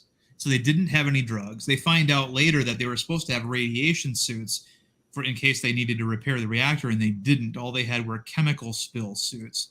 And when they discover this, Liam Neeson, he was supposed to be the commanding officer, but in the drama, he's actually temporarily demoted to first officer so that Harrison Ford's character could lead the mission. He hands them the chemical suits and says, "Tell the men these will help." Like, lie to the men, tell them that these suits will protect them from the radiation. Of course, they get in there to repair the reactor. They walk out and they're barfing up organ meat because they've been irradiated so hard. That was like, that was the part of that movie that really hit home for me. The idea that could even happen. Well, remember that episode in TNG where Troy was trying to get the commander's position, and it's like, right. And you have to order someone to their death. I mean, right. They weren't at war though, and that was, again, this is one of those things where fiction differs from reality. In the United States Navy, they would not have told guys to go into the reactor to without radiation protection, because that's a death sentence, right? Now, in a combat situation, sure, but in just a regular old shakedown cruise, right? That no, they would have probably sent out another ship to find them and to get supplies on board, that kind of thing. If that happened in the United States, but the whole thing that you're talking about with Troy, that has it has a layer of authenticity in it as well, but the situations aren't congruent. In the scenario that Troy was in, the ship was going to get destroyed if she didn't send Geordi in to fix the problem. Even though he was not going to survive the experience. So it's a little bit different. They were basically the K-19 voyage was for propaganda. It was to make the Soviets look as advanced as any first world country. That was the real other underlying thing about it, was that what they were doing was just for essentially publicity. Well, Just yeah. Was that part of the Soviet Dark Star project thing, or no? I don't know about that, but okay. Again, it was just there were a lot. Soviets used to do a lot of things just to be able to say they did them. Like, for example, they make the Akula, the fastest submarine in the world. They did it so they could say they had the fastest submarine in the world, and it was a death trap. The Typhoon, they took two Oscar class submarines and sort of welded them together and made a new huge submarine out of it. And they did it just so they could say they had the largest submarine in the world. It wasn't a particularly good submarine, so in terms of stealth and whatnot. So that was their mentality. They would and then of course, as soon as they were able to establish they had the fastest submarines, they retired those submarines and let them rot in a pier up near Murmansk. That again, that's what you were dealing with. You're dealing with a very immature country. Actually, that reminds me of an article I was reading about North Korea's submarine fleet, because I think they were saying that North Korea now has the largest submarine fleet out of any nation in the world, but like 90% of those submarines are virtually unarmed at this point because they don't have enough money to actually properly man and arm them. And they're all like between 40 and 50 feet. Well, the story that got me was Libya, right? Libya back in the 70s was were allies with Russia, so they had a relationship, and they were going to buy some kilos, which were so it was the Soviet Union's export submarine to third world countries and stuff. It was a diesel, and Gaddafi bought three of them. Oh, well, God, they delivered the three and then left, and Gaddafi realized there's no instruction manuals or anything that came with these subs so we could actually use them. And so he decided to take one of the submarines back. Now, because they didn't have any instruction manuals, they didn't dare surface the submarine, or they didn't submerge it. So he sends a crew up there, I think, and I think they go through the Black Sea route, and as soon as they get into Russian waters, the Russians seize the submarine, execute the crew, and keep the sub. Because it's Soviet Russia, right? And so what ended up happening was Gaddafi basically keeps one of those kilos in the water every once in a while. Eli. Every once in a while. And every once in a while takes it out to show the world he has a submarine, doesn't submerge it because they can't. They don't know how. And then the other submarine is put up on blocks and used for parts for the first submarine. Hey, Darren, what about Red October? Well, it's the Top Gun of submarine movies. I mean, there is certainly nothing in that movie that couldn't happen. Maybe not exactly the way it happens in the movie, but I mean, the biggest thing about that submarine, the thing that you hear submarine guys complaining about, was how unrealistic the interior of the Dallas looked, and that was actually a conscious decision on the part of the filmmakers, because they wanted people to understand which submarine they were in. Anytime they cut to an actor, you had to be able to tell which one he was in. So the Red October has a certain look. Everything's black. Everything's glossy with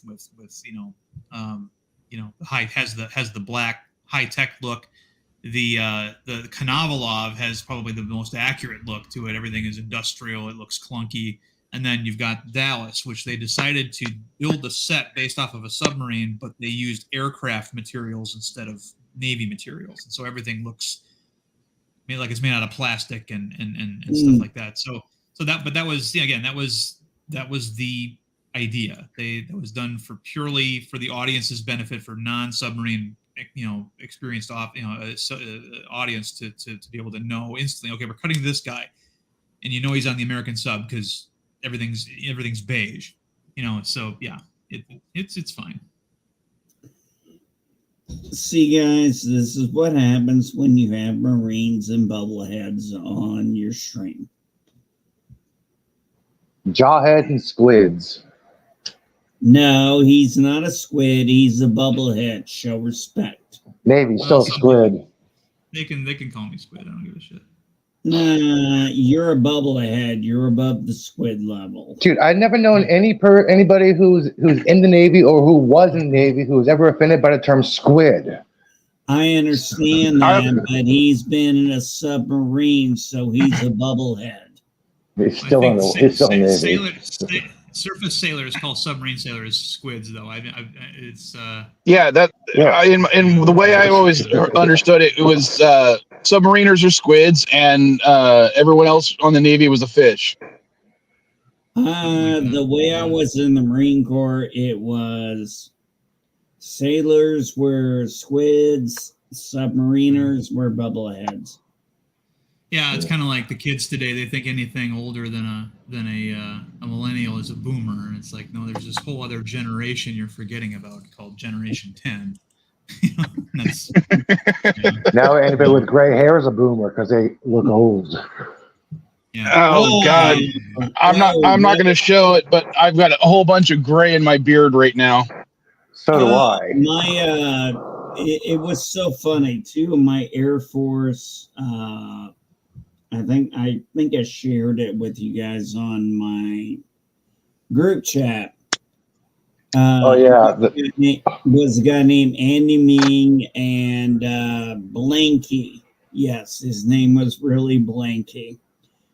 And they were at a job fair and they ran into each other. And I'm just like, oh shit. I'm looking at Ming and I'm like, man, his beard and his hair just went so gray.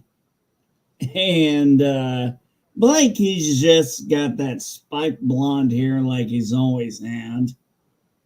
God, his kids are my kids' age now. Shit. Mm-hmm. It's like when I used to work in an actual building and didn't work from home. A millennial girl named Cassidy would ask me just the stupidest questions.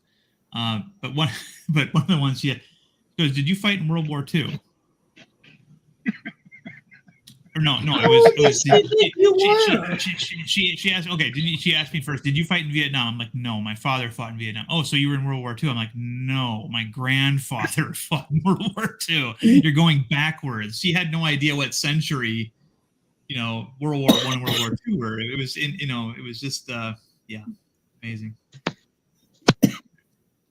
I'm sorry. Well, let's see. Both my grandfathers fought in World War II, and my father fought. Or actually, one of my grandfathers also fought in Korea. Then my father was in Vietnam and Gulf. Yeah. My father was just in World War II. That was it.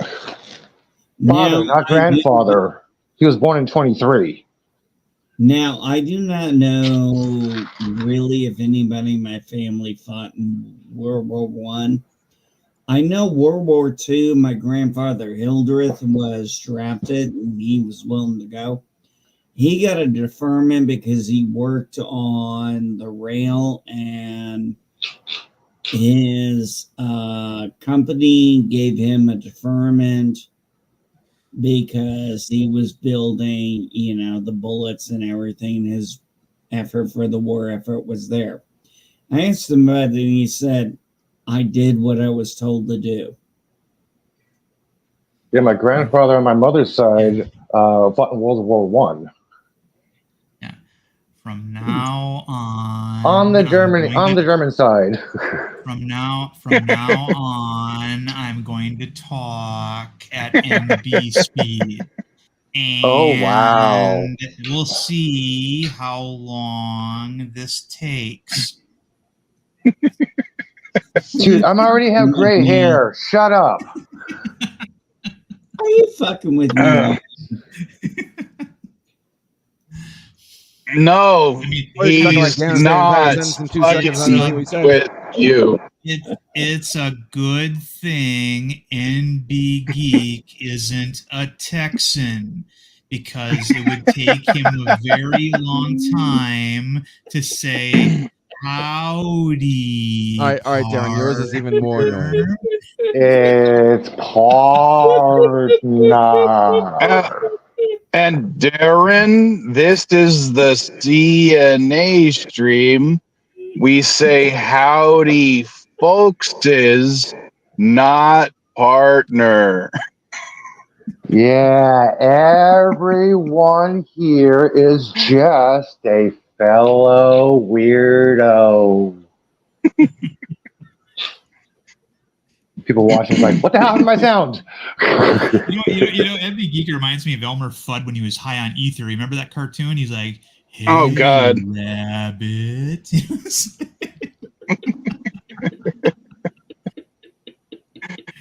Like they get high on smelling ether fumes, and all of a sudden everything slows down, and they're like in slow motion. LDG, can you do me a favor, since you're on a desktop?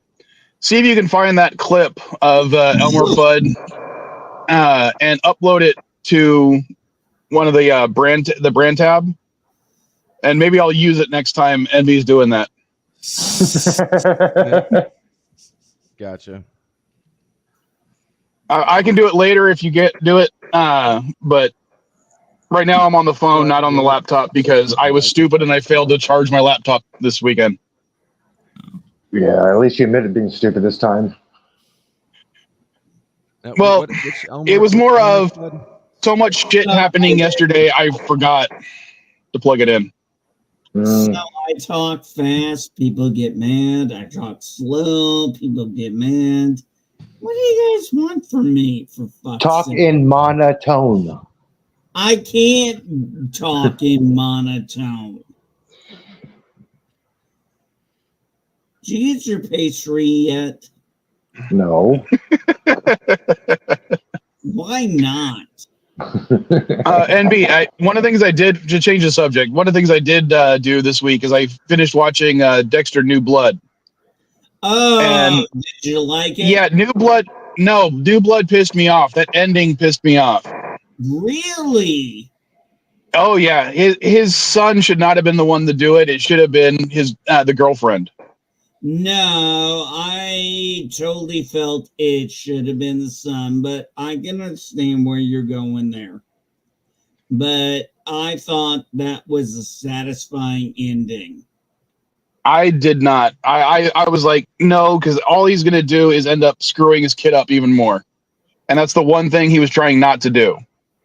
No, I disagree. I think he saved his son.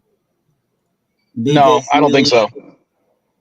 well, that's when we'll have to agree to disagree, but that's okay. I'm sorry you didn't like New Blood. I thought it was really good. I thought it really fit, his new sociopath thing. And that's what his son was a sociopath. But there are ways to work around that. Trust me, I know from experience. No, I don't think his son was a sociopath. I think his son just had anger management issues because he was a fucking teenager whose parents died.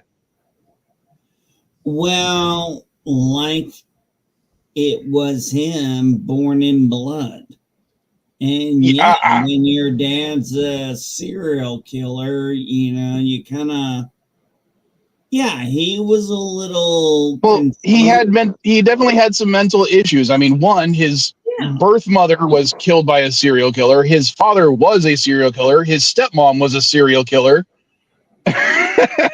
And they're all dead now, and he's 15 years old. And yeah, he's going to be fucked up. Well, regardless of anything else. Well, yeah, obviously, I agree with you. That's why he had to be the one to kill. No. Dexter. Spoiler, by the way. I was trying not to say the spoiler. You did, and I don't care anyway. I don't bother. I don't like Dexter. Anyway, he had killed Dexter because he was breaking the cycle. I don't see it as breaking the cycle. I think it is affirming the cycle. I disagree. I saw him as breaking the cycle where he kills Dexter and he's like, I'm ending this. And then when the detective comes there and says, run, he's going to go on and live his life. I mean, that was him breaking the cycle. That's my impression of it. I understand you have a different impression.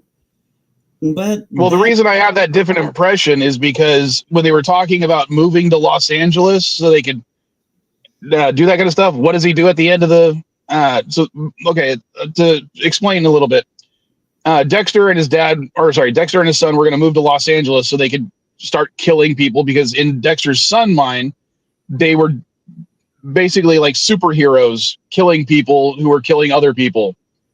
And when his illusion of that was broken by his dad, and because his dad is just a serial killer, and at the end of the series, what does he do? He hitchhikes to Los Angeles.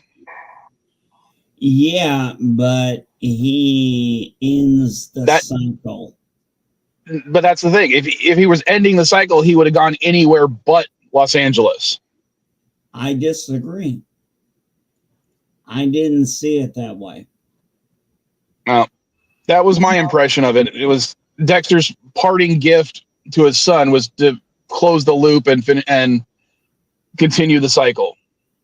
No, I disagree. I think Dexter wanted, when he said, I've never felt love, not true love, not like this before, or however he said it, and when his son killed him, it was like the cycle was broken, Oh no, because I read that as that was the final stage of Dexter's psychosis. He thinks he's doing something righteous for his son, and he's doing the exact opposite. The same thing every time he was trying to do something to quote unquote protect his son. All it did was screw his son up more. Well, I mean, we'll agree to disagree, but it's going to be a fun topic. Well, let's go back to the Trinity. Sorry, let's go back to the. Hold on. NB. No. Let's go back to the Trinity Killer. No, Mike. I am totally happy to have this talk with you. Well, what I'm saying is, and I'm sorry, Darren. I'll see you next time. What led to his wife Rita dying? It was him. Not just he didn't kill the Trinity Killer to begin with. It was his plan. But then he sees the Trinity Killer actually having a normal life, or what he thought was a normal life. So he decided to befriend him and study him so he could learn to be like him. And all it ended up doing was resulting in the death of his wife and his son's mom. He was trying to better himself and trying to provide a better life, or more stable life for his son. And what it led to was his son's mom getting murdered. Yeah. Every time he tries to better himself or to be there for his son, all he does is make it worse. And that's where you run into the sociopathic issue. That's why he said to his son, "You are like me, born in blood." That's not a psychopath. That's a sociopath. Oh, I agree. Dexter, I never, when I watched the show, I read Dexter as a sociopath, not as a psychopath. Yeah. And that was one of the things I first brought up.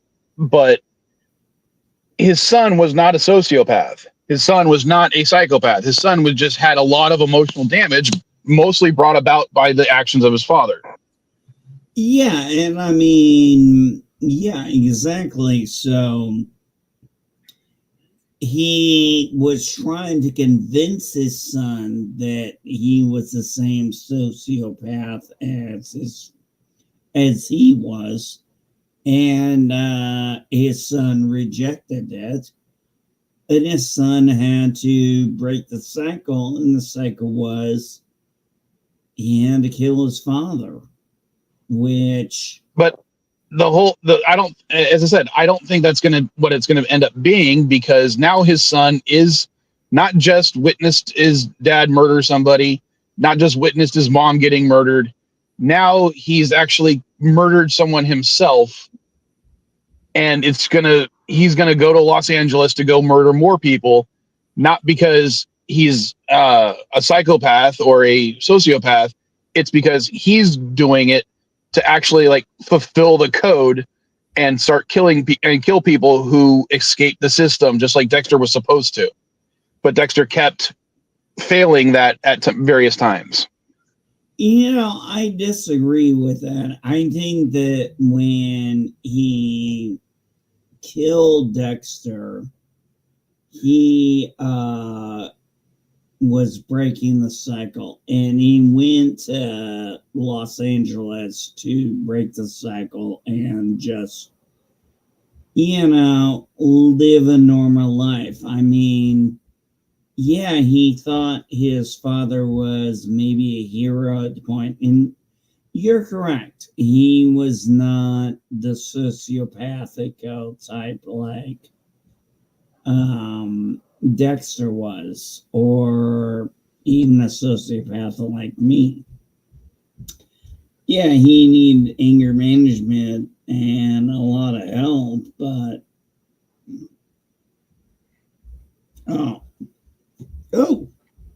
sorry, hiccup.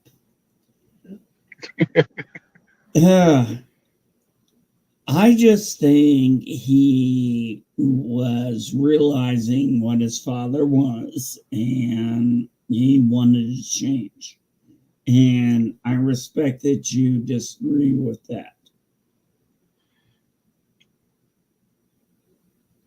No, that's just, as I said, that's the only piece of evidence I have for that is the fact that at the end of the series, he's deciding to go to Los Angeles.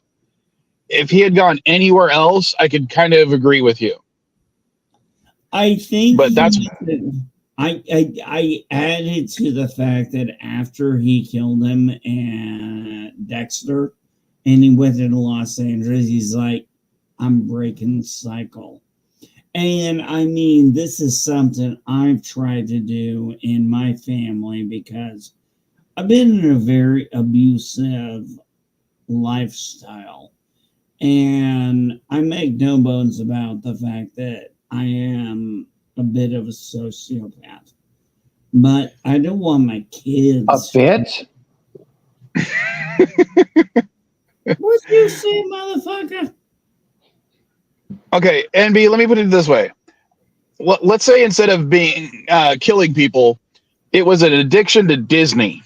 Okay, and a father is trying to break his son's addiction to Disney because the father also has an addiction to Disney. But at one point he says, "How about we go to Disney World?" And then after the father is no longer in the picture, the son is like, "Yeah, in order to break the addiction to Disney, I'm going to go to Disney World too now." That doesn't work. No, I disagree. I think it does work because he's going to go there in peace and not in anger or a violent lust. I mean, hey, we're allowed to have different. Hey, we're geeks. We're allowed to disagree, bud. I know, but I'm just stuck on the point where if you're trying to break your addiction to Disney, you don't go to Disney World. Well, then why does everybody tell me that my acrophobia can be cured if I just went skydiving? They don't know the difference between, or they don't know that immersion therapy rarely works. You don't get over your acrophobia by skydiving, doing something even worse. You get over your skydiving, or you get over your acrophobia by just flying on a plane and pretending you're not. Dude, I because can't, my roof anymore. Well, like, as stupid as it is, I've always had a fear of riding in a bus. Okay, A little claustrophobic. It's not. No, it's not claustrophobic. My mother was in a bus accident when I was young, where the bus did a sharp turn and flipped over, and at least one person died. So, because that happened, because of that, I always fear that every time a bus is going to make a sharp turn, it's going to tip over, and that it's just always been part of me. But like when I lost my car and I had to take public transit for 6 months, as much as I hated being on the bus, I still did it. But I would usually like bring a book with me or my cell phone so I could read or play games or anything other than focus on what I was doing. Your mind. Yeah. And as long as I did that, I was fine. Well, the reason I have acrophobia is because back in Germany, my father's best friend, Paige, hung me out the window at 4 or 5 years old. Now, he didn't, like hang me like Michael Jackson did it with his kid. But half my body was out the window in Germany. And of course, I'm a little kid and I'm freaking the fuck out. And my mom is like, "What the fuck are you doing?" And then I get pulled back in. And let's just say this was one of the few times my dad, when he got home, was like, things did not go well. Crazy thing is, it took till about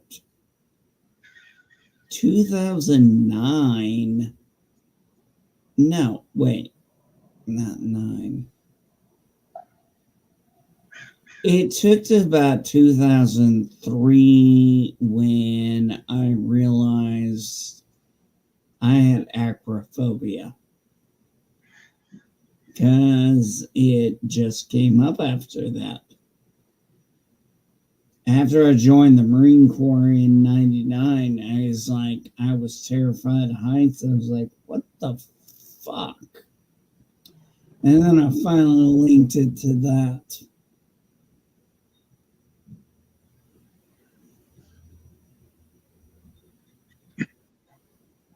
Sorry, I was reading something. What? No, I know exactly all my little stupid phobias came from. I know my fear of termites comes from falling into a termite nest that had taken over an old stump. And, like a stump that people had sat on for years. And then I fall onto it. And instead of falling onto the stump, I fall through the fucking stump and I get covered with termites. So, yeah, I know where my stupid phobias come from, but I still get over them. I don't believe I have any phobias. Yeah, I've not been able to get over this one. It's gotten worse as I've gotten older.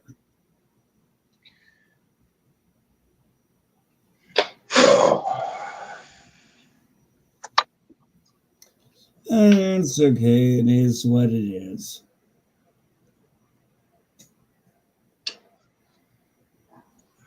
Man, I wish I was at the Giants game today. Why? It's fan appreciation day. Everybody gets something. Between innings, everybody is a drawing, and the final grand prize after the game is a car. Last night they had a drawing, and some random kid won the first pitch of today's game for the last game of the season. It's fan appreciation week. Random kid, they drew a ticket, and it had to be a kid, and he's throwing out the first pitch today. I'm like, damn it. Hey, Pickles, who's your team? My what? Well, I assume you have an NFL and baseball team. They have the Panthers. I like watching the Dolphins lose. That's my favorite mother team to watch. has been a Jacksonville Jaguars fan since they were created. Well, the good thing about the Giants is they're the only ballpark with a free section. They rotate every 3 innings. You can stand behind center plates, behind the gates, under the scoreboard. You can look at the park under the scoreboard. There's people there. That's the free section. They rotate every 3 innings. And the last game, the line is always across the bridge. Pickles, you can't pop your neck without your hands. No, it's dangerous doing it that way. I like the safe way. Thank you. It's like, can you ride a motorcycle with no hands? Yeah, sure. I can do it with just my neck. Yeah, you keep doing that. NB, to be honest, I can do it both ways, but it's different parts of the neck. So the one, if I can do it without using my hands, that's just the upper part of my neck. If I want to do the lower part, exactly, I have to use my hands. You guys are lame. I can do some different parts of the. It's different parts. Some of us don't have. Yeah, it's all right, NB Geek. Some of us actually don't have our entire spine fused together. I mean, hell, NB, if you want to think of it this way, I actually crack my nose. Oh, pop crack my ears. You crack your ears?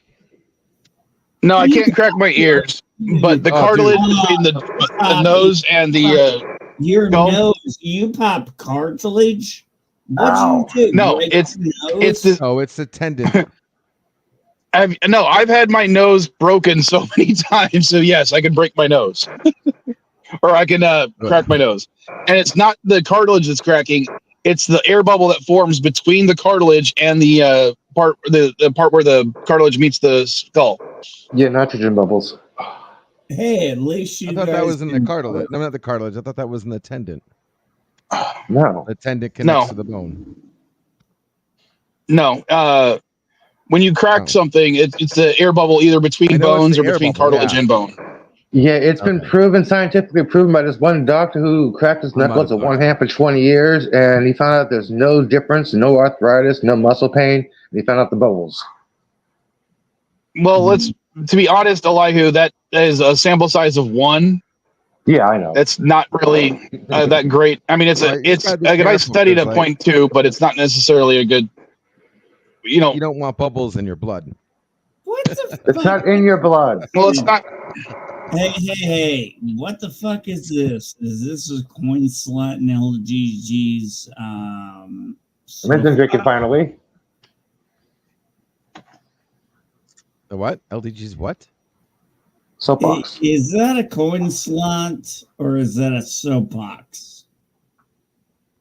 Coin slot or a sub box? Well, in my room, walking around, motherfucker. What, this right here? That thing, the red motherfucking thing. I have no idea what that is. I'm zoomed in. I can't even. That's a garbage can, right? The garbage can. Yeah, that's your garbage can. It's garbage. Why is your garbage can in the middle of your fucking room? I'm still because it's I don't know. I don't have space for it. I gotta get another one. I don't know. Oh. A trash can. I move it around. I'm still in the process of getting 100%. So not everything's where it's anybody know that was a garbage can? I did. I kicked it over one time. A slot box. Well, that's true. You've been there. Well, speaking of coin slots, I got this particular coin with my change when I took my son to Burger King on Friday. So I thought I'd show this off. An old quarter. I can't see the year. Well, hold on. Let me turn it off. And let me unmirror the camera so it'll be the right direction for you. Here.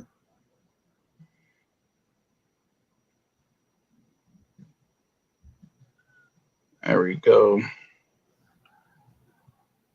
Now, center yourself. 1941. Oh, nice. What letter?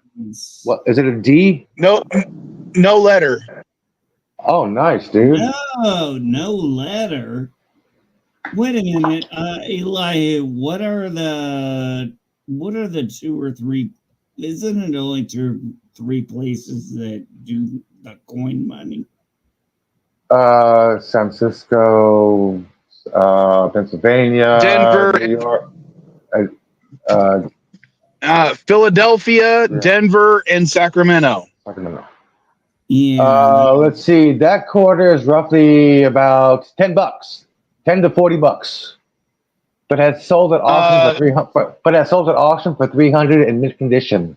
Okay, in this condition, it's only worth about $8. I already looked it up. And if you melt it down, it's worth about $5. And if you melt it down, it's worth about $5 in silver. I'm looking. I just looked it up too. Mint condition 300, man. What's funny is this is I keep this in my wallet just because I've got multiple copies. It's a 1967 silver half dollar. What's the funniest part about this is if you in this condition, selling it on eBay is worth about $40. Based on its weight in melted silver alone, it's worth $45. I have a 1966 quarter. That here, let me show you. Camera. Upside down. Is that silver? Yeah. Looks silver. It's worth about $30. Yeah, it's worth about $30. Yeah, is that I mean, that looks like it stands out, like, you can touch and feel it that way. Yeah, I always check my money, my currency. Anytime I get done, I always look at it. Elihu, as soon as he handed it to me with the change, I could hear the difference because the silver sounds different than the composite ones they have nowadays. Yeah. But don't forget, the nickel was made with nickel. That's why it's called nickel. Well, the nickels are still made with mostly nickel. All right, Pickles, what are you doing, buddy? Back to work. His screen's too fuzzy to see. He blurred his background. That's why. He's Not got, working on these screens. I'm working on this. Yeah, I can tell, but that looks like a busy schedule. Yeah. He's at LDG Mission Control right now. And mom, Missions Operation Manager, is really his mom. My foot's about. All right, but we've been going for 2 hours. I'm gonna head off so I can Jaloja and grab more coffee. Depending on what things go on, I might stream just from the storage unit because that way I can get some work done. But we'll see what happens. In the stream? Maybe just for shits and giggles to show off some of the stuff that I want to post. Because I got to clean stuff up. I got to remove price tags. I got to take pictures. You have to go to 7-Eleven, get coffee now that is brewed. Oh, yes, I was so mad. The 7-Eleven I went to this morning. Okay, on the way from my storage unit to from my house, there's 2 7-Elevens. I missed the first one because I wasn't paying attention to the road. And when I got to the second one, there's a new night person, and he didn't realize that brewing coffee before the end of his shift was part of his job. So they had no coffee brewed, and the espresso machine hadn't been cleaned, so it wasn't working. And Elihu, let's be honest, you're going to go get your Danish right after you get off of here, so cut the shit. Well, actually, I'm getting with a cake donuts. I don't feel like a Danish this morning. Whatever. Tomato, tomato. Tomato, tomato, potato, potato, less than Milano. I know. All right. So which one should I end the stream on this time? Let LDG pick. You know my favorite one. You want Gangnam Style? Yep. Gungam. All right. More singing, more voices. Hail the Klingons, hoorah!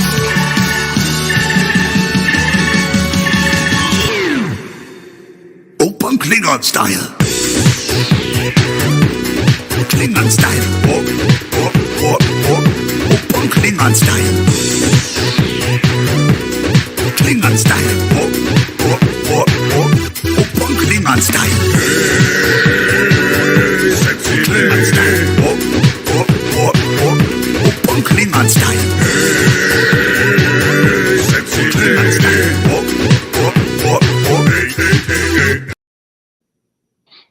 That's my favorite one. And of course, got to end with a vile child. So.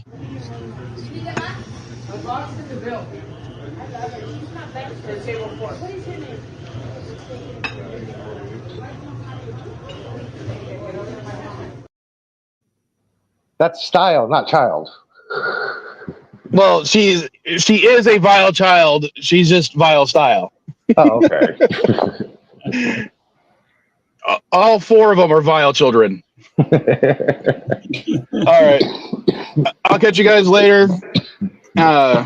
Later, folks. Hey. Later, everyone. Thank you.